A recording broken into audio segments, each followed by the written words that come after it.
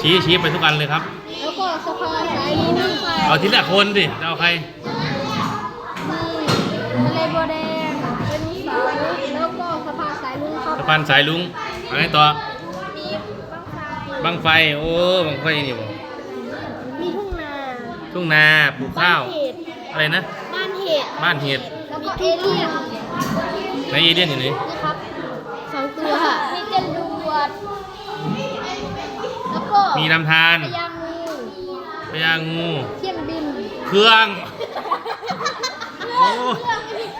เครื่องบินมีปลาฉลามมีรถถังมีหมูดูดีนะเนี่ยแล้วก็มีรถกล้วยบังไฟลมแม็กดูดีนะแล้วก็อ้าว10 คะแนนเต็ม